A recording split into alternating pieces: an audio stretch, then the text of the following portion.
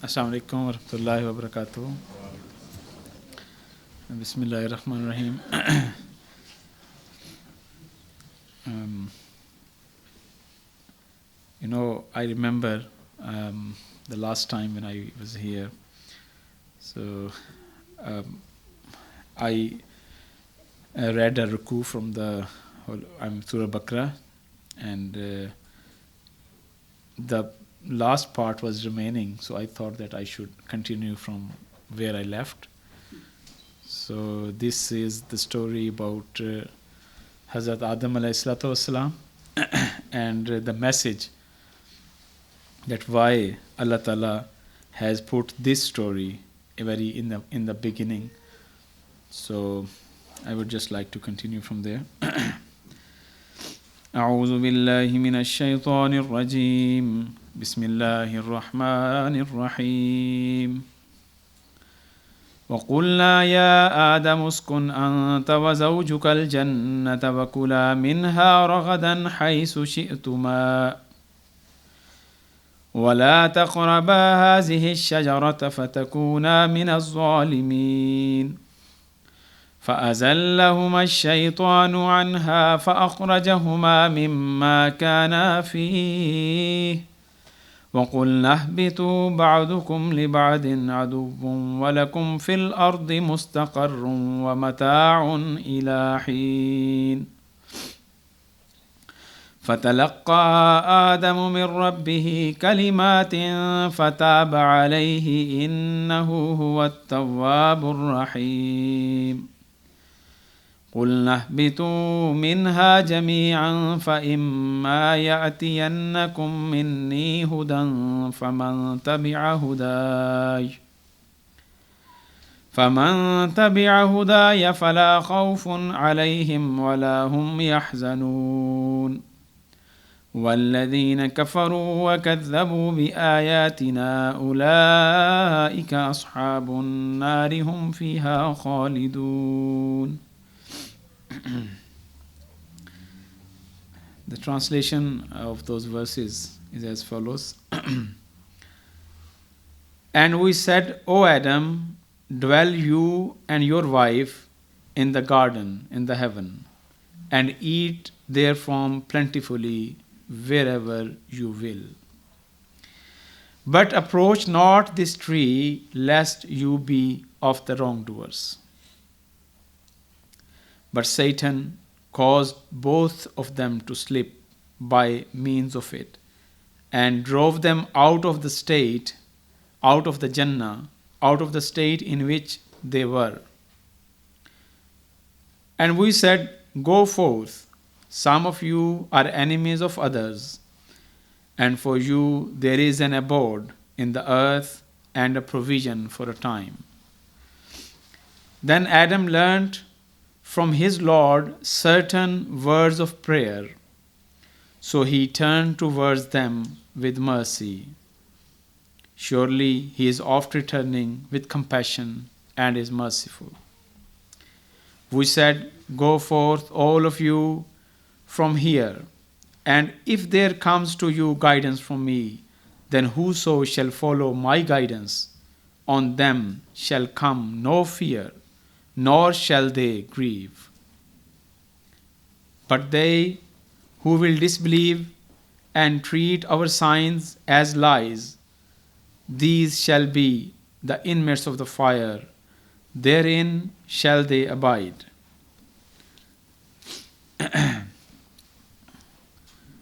We, in the previous commentary, previous this, we learned that Adam alayhi salatu wasalam wasn't the first man created by Allah the Almighty, but he was the first civilized man, or he was the first prophet sent to the mankind. This is what we learned. And we learned that he wasn't alone. He had a group of people with him. And we learned that where his abode was his Jannah, that is lot of non-Ahmadis believe that he was really in Jannah, and then he was drove out of the Jannah and he was sent to earth. And sometimes people would make a joke that if he hasn't committed the sin, we could have lived in the Jannah. But this wasn't the case, basically. The case is, we learned that Holy Prophet ﷺ has mentioned that this was a place in Iraq, near Iraq and Syria, and the river Dajla and Farat, we say in English, I think, Raksab? Euphrates, yeah. So Tigris and Euphrates, yeah. So these two rivers, it was between that, the place was between that. And in one of the hadiths, it is also mentioned that. So we cannot say that the Jannah was really on the heaven, so-called heaven, but it was a place in the earth. Because we believe that once, if a person is dwelling in Jannah, he is sent to Jannah, he will never be expelled from Jannah. Because verse of the Holy Quran states, وَمَا هُمْ مِنْهَا بِمُخْرَجِينَ, and they will never be expelled from the real Jannah. And the second thing that we believe, that this Jannah was, the Jannah of Adam ﷺ, it wasn't on the heaven, but it was on the earth. We believe because the Holy Quran says that in the real Jannah, you won't be able to commit any sin. But as you all know, that Hazrat Adam ﷺ committed a sin. We can't say that it was a sin, but it was a thing that was forbidden by Allah, those grapes, that Allah Ta'ala has forbidden them not to eat grapes. But these all things, wheat and grapes, it could not be, because these both are halal things, and Allah Ta'ala has not forbidden us to consume those things. And woman is not, we cannot say that it is woman, because Hazrat Adam ﷺ was living there along with his wife. So it is, again, this commentary is wrong, or what other people believe, it is not like that. So we believe that the tree, actually it was a metaphor, as the Jannah was a metaphor, as Adam ﷺ, he was sent to a Jannah, and that Jannah was a metaphor. So we believe that this tree was also a kind of metaphor. And in Quran, we come to know that there are two kinds of shajara. Number one, it is mentioned shajaratin thayyibatin, a good tree. And second, shajaratin khabisatin, an evil tree. So in this verse, Allah the Almighty states, pure things and pure teachings are likened to the former, and impure things and impure thoughts are likened to the latter, shajara khabisa.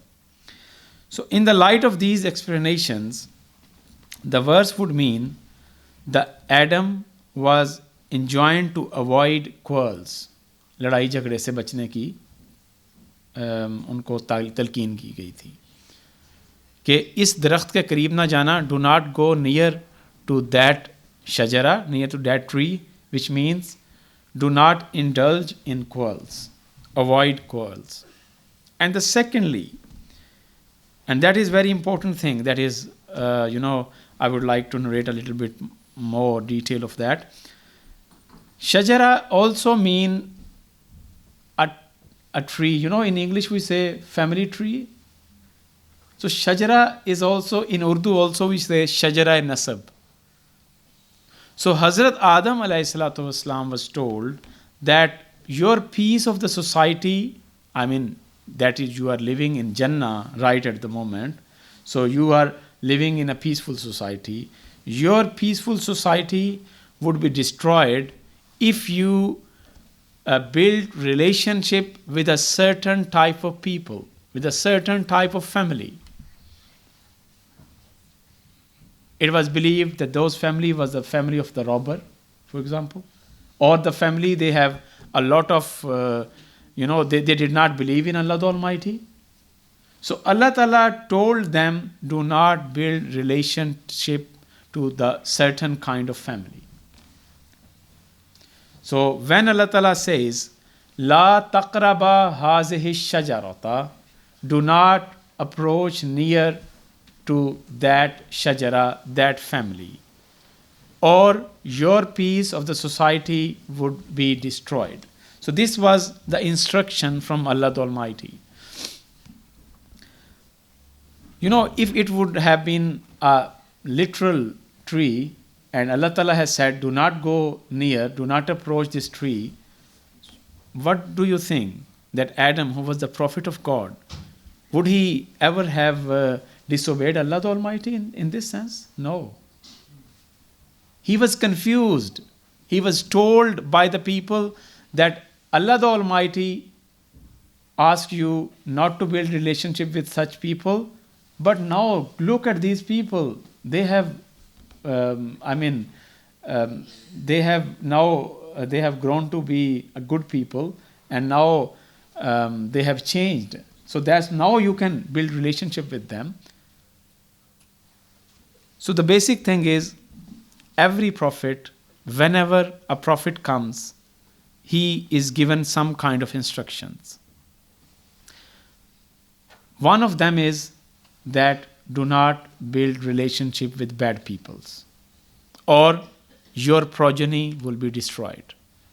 So Hazrat Adam alayhi salatu wasalam was instructed by Allah the Almighty that do not get married with these people, with the disbelievers, or otherwise your whole nation would be destroyed.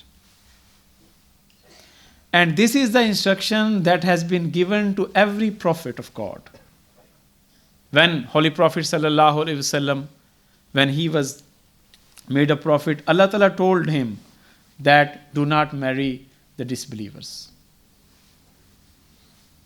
And when Hazrat Masih Maud alayhi came, when he was elected by Allah the Almighty, he also told his believers that do not marry with non-Ahmadi people. Why?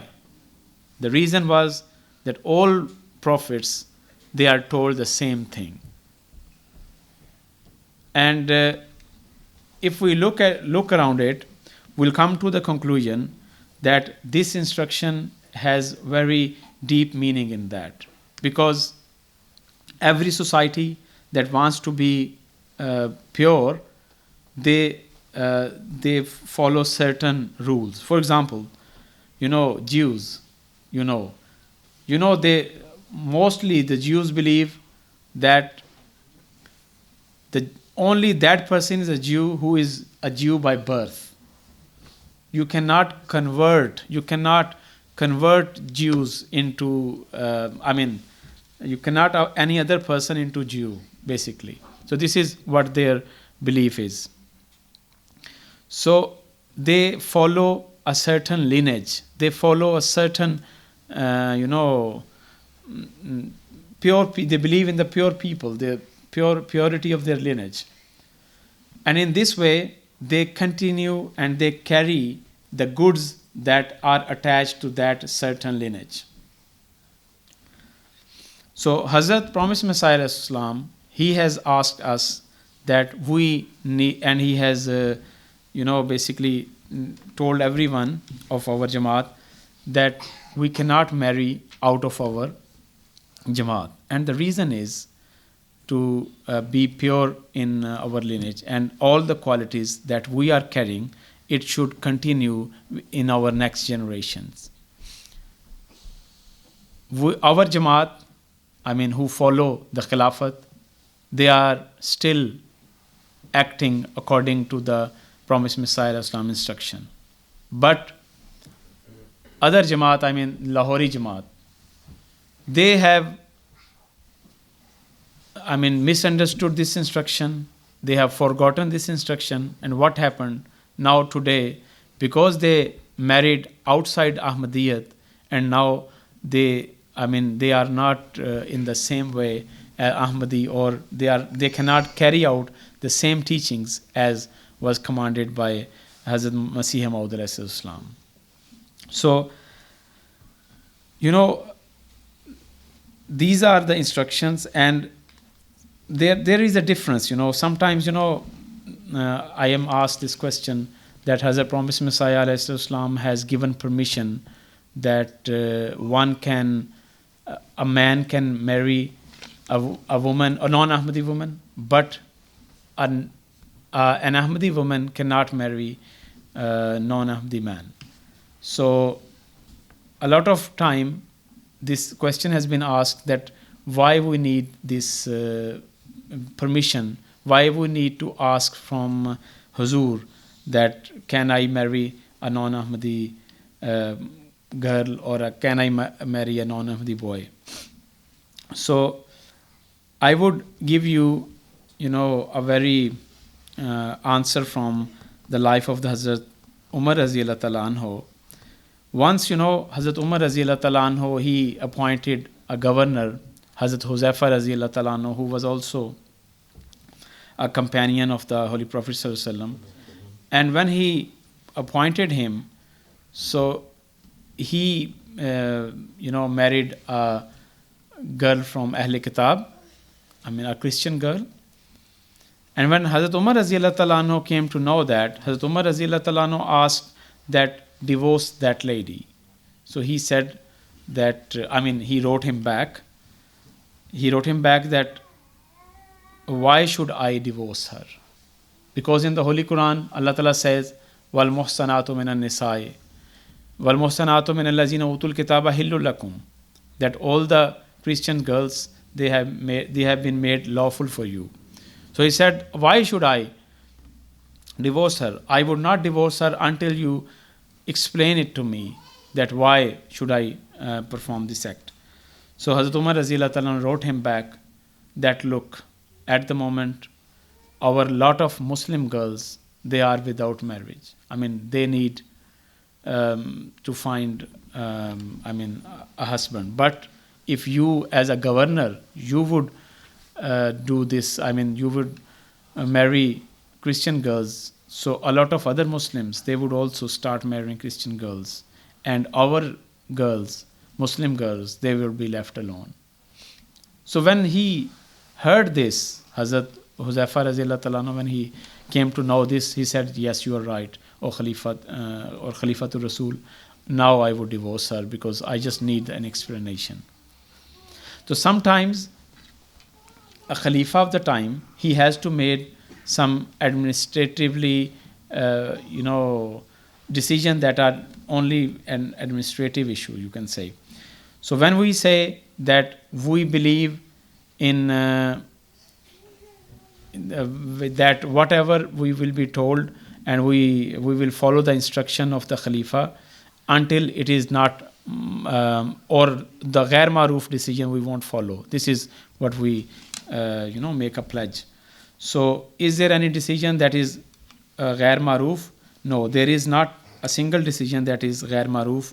But ghair maruf mean that if a Khalifa says something that is of that belongs to some administratively act, so we need to follow his instruction. For example, you know, Hazrat Muslim Maud Raziyallahu Ta'ala Anhu, he instructed once that we should not eat a lot of dishes at the time, a lot of food. He said we need to eat only one dish at a time. So although eating food is halal and it is allowed, but you know, his instruction was for the time being that at the time we need to save money, so we need to sacrifice. And there is an incident in the Holy Quran that when Talut alayhi salatu wasalam, he was elected by Allah the Almighty as a leader. So he told his companion that we are going to fight Jalut. So whenever you go there, do not fight. I mean, whenever you go there, there will be in our way a stream of water. So do not take any, do not take water, do not drink water from that stream. So a lot of with him, there were 1,000 people with him, and 700 they drank water from that stream, and he said that you are not allowed to follow me anymore. You will not be accompanying me anymore. On hearing that, they said that, is it not lawful for us? He said it is. Drinking water is not haram, definitely. But at the moment, I am forbidding you not to consume water. So, everything belongs to such time. Maybe in the future we will be given permission to marry outside to the non-Ahmadis, but at the time, this is the instruction from the Khalifa that we should not. So we need to follow those instructions in the way, because a doctor can tell you whether to eat a certain type of food or not. For example, if a person has a diabetes, doctor would tell him that do not consume sugar, do not eat sugary things. So he can say that, doctor, why are you stopping me from consuming those food? Is it not halal? He would say that it is halal food, but for you it is not good. So the Khalifa of the time is like a doctor. He can tell us what to do and what not to do.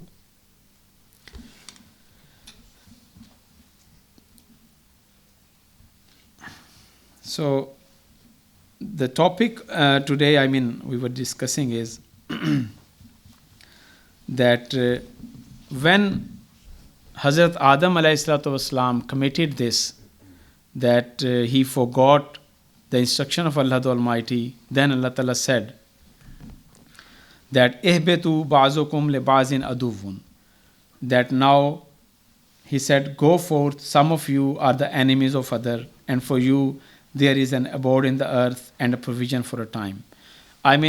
Because you married to those people, what would happen now? That some of you will turn enemies some of you will turn enemies of others. And then he said that Allah Ta'ala said, Qul nahbitu minha jamiya, that now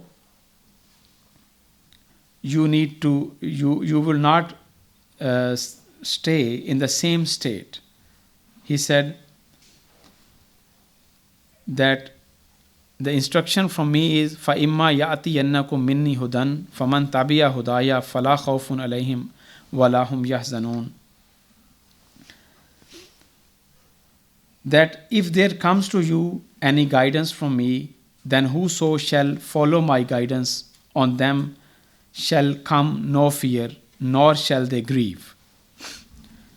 So in this verse, Allah the Almighty has enjoined all the followers of Hazrat Adam alayhi salam that whenever I will send a prophet, you must follow and you must accept that prophet.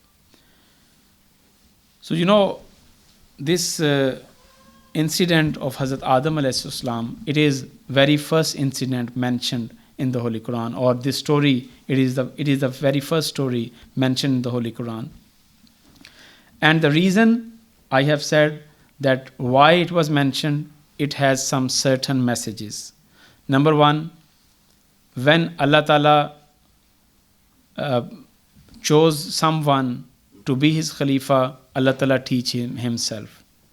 And sometimes what happens, that people who have good connection with God, angels, people like angels, even they will make objection.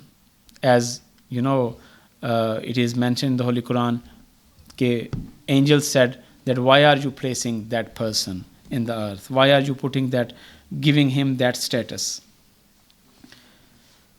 And this is the other conclusion what we learned from here is this incident is that whenever Allah Ta'ala makes someone a Khalifa, Allah Ta'ala would himself teach that person, and then that person would be even superior, would turn superior, even better than the angels. And the third thing we learned that in every prophet time there are some instructions that we need to build a relationship with some certain kind of people, and we need to avoid from some certain kind of peoples. And if we follow these instructions, what would happen?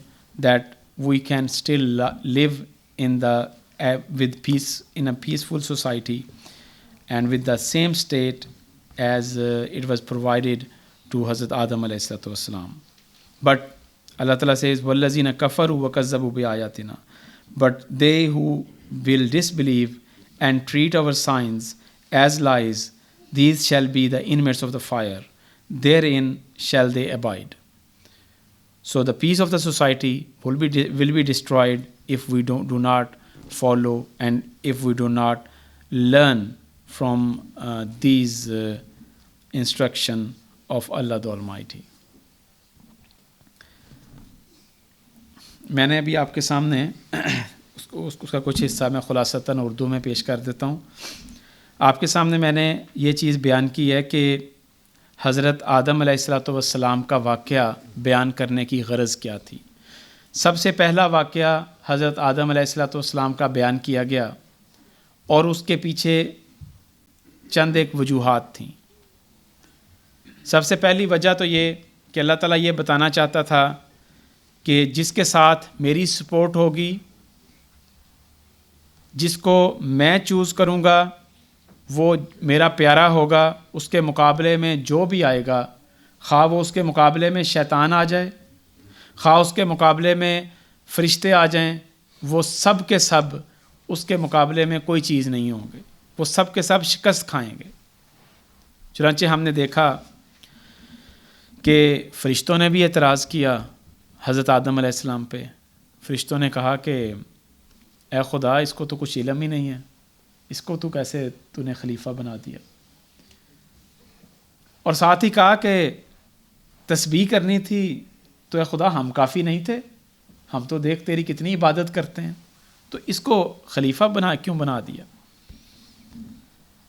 उस पर अल्लाह ताला ने prove किया उनके ऊपर कि देखो ये चीज़ें हैं चंद एक, तुम इनके नाम मुझे बता दो. तो उन्होंने कहा है खुदा, हम तो नाम बता ही नहीं सकते क्योंकि तूने हमें सिखाया ही नहीं है. तो जो तूने मुझे सिखाया होगा मैं वही बयान करूँगा. तो फरिश्ते सिर्फ वही बयान कर सकते थे जो उन्होंने सीखा. जो उन्होंने नहीं सीखा वो बयान ही नहीं कर सकते. आजकल आपने सुना होगा अक्सर ही कि एक AI का जो आर्टिफिशियल इंटेलिजेंस है उसका आजकल बड़ा चर्चा है, और मुमकिन है चैट GPT आप में से भी बाज़ लोग इस्तेमाल भी करते हों. उसके ज़रिए से आप कहते हैं कि हजूर ने भी पिछले दिनों में ज़िक्र किया उसका कि आप तकारीर बना सकते हैं. आप लिखें उसके ऊपर कि फ़लाँ मौजू पे तकरीर चाहिए, तो वो चैट GPT जो है ना वो आपको निकाल के तो तकरीर दे देगा. उसके ऊपर आपने कोई दुनिया का काम आप बस उसको कहें तो वो करके तो दे देगा. लेकिन सवाल ये है कि क्या वो अपने से करता है, क्या उसके अंदर इतना जहन है कि नहीं. उसके अंदर कोई जहन नहीं है, कोई सलाहियत नहीं है. उसके अंदर जो प्रोग्रामिंग की गई है वो ये की गई है कि जो इन्फॉर्मेशन अवेलेबल है उनमें से इकट्ठी करके आपके सामने एक चीज़ पेश कर देता. तो जो फरिश्ते हैं वो अपनी तरफ से कुछ नहीं करते. जो खुदा ने सिखा दिया, जो सॉफ्टवेयर खुदा ताला ने उनमें डाल दिया, बस वो उससे ज़्यादा नहीं कर सकते. लेकिन जो इंसान के अंदर अल्लाह ताला ने सॉफ्टवेयर डाला आदम अलैहिस्सलाम के अंदर, वो उसको وہ اچھا نیک کام بھی کر سکتا ہے، برا کام بھی کر سکتا ہے، اس کے پاس چوائس ہے. فرشتوں کے پاس چوائس نہیں ہے. تو فرشتوں نے یہ اعتراض کیا کہ خدا ہم کیا کافی نہیں تھے؟ تو اللہ تعالیٰ نے کہا کہ نہیں، آپ کافی نہیں ہو. اس شخص کو یا حضرت آدم علیہ السلام کو دیکھو، تم کہتے ہو کہ تمہیں بڑا پتہ ہے، چلو ان چیزوں کے نام بتا دو. وہ نہیں بتا سکے. اس پر اللہ تعالیٰ نے حضرت آدم علیہ السلام کو کہا کہ اے آدم ان کو ان چیزوں کے نام بتاؤ. چنانچہ جب حضرت آدم علیہ السلام نے بتانے شروع کیے تو اللہ تعالیٰ نے فرمایا کیا میں نے تمہیں کہا نہیں تھا کہ انی عالم ما لا تعلمون، کہ میں وہ کچھ جانتا ہوں جو تم نہیں جانتے. تو اللہ نے جب علم دیا تو حضرت آدم علیہ السلام کا علم سب سے آگے بڑھ گیا. تو پہلا میسج کیا دیا اللہ تعالیٰ نے کہ جب خدا سکھا دے کسی کو تو وہ شخص سب سے بڑھ جاتا ہے، اور جب جو میرا خلیفہ ہوتا ہے اس کو میں سکھاتا ہوں. بظاہر شروع میں تمہیں وہ محسوس ہوگا کہ اس کو کچھ نہیں آتا، تم یہ سمجھو کہ شاید سارا علم تمہیں ہی ہے، لیکن جب میں اس کو سکھاؤں گا تو تمہارا علم اس کے مقابلے میں کچھ بھی نہیں ہوگا. تو یہ پہلا میسج اللہ تعالیٰ نے اس پہلے واقعے کے ذریعے سے دیا. اور ساتھ دوسرا میسج بھی دے دیا کہ جو اس کا انکار کرے گا میں ساروں کو کہوں گا اس کی اطاعت کرے. جو بھی میں خلیفہ بناؤں گا میں سب کو کہوں گا کہ اس کی اطاعت کرے. جیسا کہ حضرت آدم علیہ السلام کو جب خلیفہ بنایا تو فرشتوں کو بھی حکم ہوا اطاعت کرنے کا، لیکن ایک جو ابلیس تھا، ایک شخصیت جو ابلیس تھی، وہ اٹھی اور اس نے انکار کر دیا. اور اس نے کہا کہ میں انکار اس بنیاد پہ کرتا ہوں کہ میں اس سے زیادہ بیٹر ہوں. انا خیر منہ، میں اس سے زیادہ بہتر ہوں. اور اس نے کہا خلقتہ من طین، تو نے اس کو تو مٹی سے پیدا کیا، وخلقتنی من نار، مجھے تو آگ سے پیدا کیا گیا، میرے اندر زیادہ پاور ہے، طاقت ہے. تو خدا تعالیٰ نے کہا کہ تم نے جو زور لگانا ہے لگا لو، تم نے جو کوشش کرنی ہے کر لو. یہ بات یاد رکھو، ممکن ہے کہ تم ان میں سے بعض لوگوں کو اپنے ساتھ ملا لو، لیکن ان عبادی لیس لک علیہم سلطان، جو میرے بندے ہوں گے تو ان کو اپنے ساتھ نہیں ملا سکے گا کبھی بھی. تو جب خلیفہ بنتے ہیں، جب خلیفہ ہوتا ہے تو دو گروپ پیدا ہو جاتے ہیں. ایک وہ جو ملائکہ کی طرح، فرشتوں کی طرح اس خلیفہ کی ہر بات میں اطاعت کرتے ہیں جیسا کہ ہم ہیں. اور بعض ایسے گروہ، ایسے لوگ بھی پیدا ہو جاتے ہیں جب بھی کوئی خلیفہ بنتا ہے، تو ایسے لوگ بھی پیدا ہو جاتے ہیں جو شیطان کی طرح کہتے ہیں کہ انکار کرتے ہیں اور کہتے ہیں کہ انا خیر منہ، میں اس خلیفہ سے زیادہ بہتر ہوں، اس کو تو فلاں چیز کا علم نہیں ہے، اس کو تو فلاں چیز کا پتہ نہیں ہے، مجھے زیادہ پتہ ہے. مجھے یاد ہے کہ ایک جب جو ہے نا خلافت خامسہ کا انتخاب ہوا تو بعض لوگوں نے لکھنا شروع کر دیا کہ جماعت میں 2 خلیفہ ہونے چاہیے، مطلب، اور ایک جو ہے نا وہ اس کام کے لیے جو روحانی طور پہ ان کی رہنمائی کرے، اور ایک وہ ہونا چاہیے جو کہ تقاریر کے ذریعے ان کی رہنمائی کرے. تو اس طرح بعض لوگوں نے لکھنا شروع کر دیا، اور ان کا پیچھے مقصد کیا تھا کہ ہم انا خیر منہ، کہ میں اس سے زیادہ بہتر ہوں.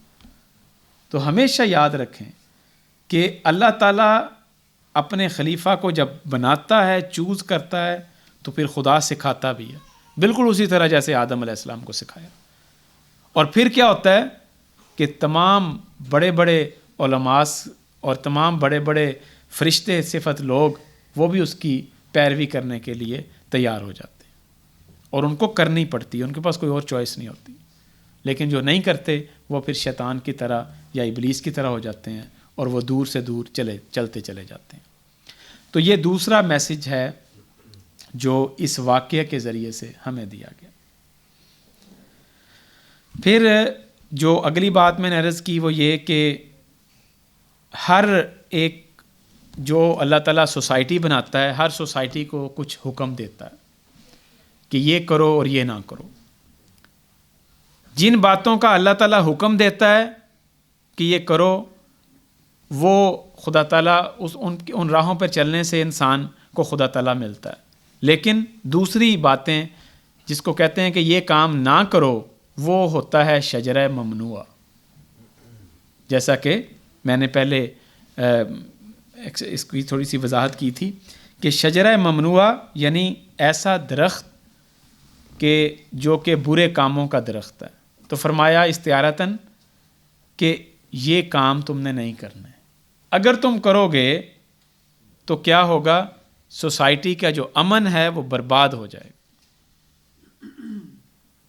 آج بھی بعض لوگوں کو جو خلاف نظام سلسلہ کام کرتے ہیں، مثلا قضاء کا فیصلہ نہیں ماننا یا کوئی ایسی چیز جو سسٹم کے خلاف ہو، سسٹم کے خلاف کوئی کام کیا، تو ان کو چونکہ وہ سوسائٹی کا پیس خراب کر رہے ہیں ان کو ایکسپیل کر دیا جاتا ہے.